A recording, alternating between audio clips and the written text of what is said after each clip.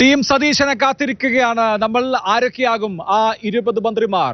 VD. സതീശനെ കൂടാതെ ആരൊക്കെയാകും 21 ക്യാബിനറ്റിലെ അംഗങ്ങൾ എന്നറിയാനുള്ള ആകാംക്ഷയുള്ള മണിക്കൂറുകളാണ് ഇത്. അല്പസമയത്തിനകം നിയുക്ത മുഖ്യമന്ത്രി തിരുവനന്തപുരത്ത് ഫ്ലൈറ്റ് ഇറങ്ങും. അതിനുശേഷം അദ്ദേഹം ഞാനിപ്പോൾ നിൽക്കുന്ന ഈ കന്റോൺമെന്റ് ഹൗസിലേക്ക് എത്തും. തുടർന്നാണ് മന്ത്രിമാരെ തീരുമാനിക്കാനുള്ള അന്തിമമായ ചർച്ചകൾ നടക്കുന്നത്. ഇപ്പോൾ ഓരോരുത്തരായി ഘടകകക്ഷി നേതാക്കൾ, പ്രധാനപ്പെട്ട നേതാക്കൾ ഓരോരുത്തരായി കന്റോൺമെന്റ് ഹൗസിലേക്ക് എത്തിച്ചേർന്നുകൊണ്ടിരിക്കുകയാണ്. ഈ ദിവസം വളരെ ഹെക്ടിക് ആയിട്ടുള്ള ഒരു ദിവസമാണ്. ഈ ദിവസമാണ് മന്ത്രിമാർ ആരൊക്കെ എന്നതിനെ സംബന്ധിക്കുന്ന അന്തിമ തീരുമാനം വരിക. അതിനിടെ സത്യപ്രതിജ്ഞയ്ക്ക് BJP പങ്കെടുക്കുമെന്ന് BJP അറിയിച്ചു കഴിഞ്ഞിരിക്കുന്നു. രാജീവ് ചന്ദ്രശേഖറാണ് ഇക്കാര്യം അറിയിച്ചത്.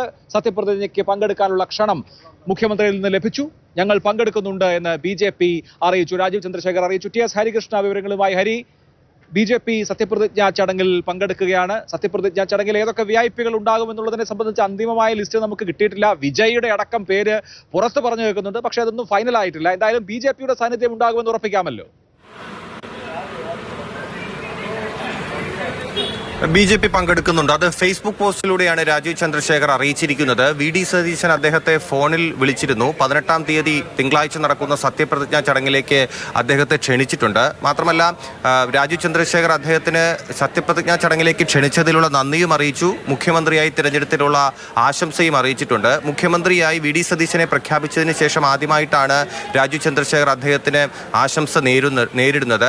രാജീവ് ചന്ദ്രശേഖർ മാത്രമല്ല, 3 MLA-മാർ വി. മുരളീധരൻ, രാജീവ് ചന്ദ്രശേഖർ, ഒപ്പം തന്നെ BB ഗോപകുമാർ, ഈ 3 MLA-മാരും അതോടൊപ്പം അദ്ദേഹത്തിന്റെ സഹപ്രവർത്തകരും 18-ാം തീയതി നടക്കുന്ന സത്യപ്രതിജ്ഞാ ചടങ്ങിൽ പങ്കെടുക്കുമെന്ന് അറിയിച്ചിട്ടുണ്ട്.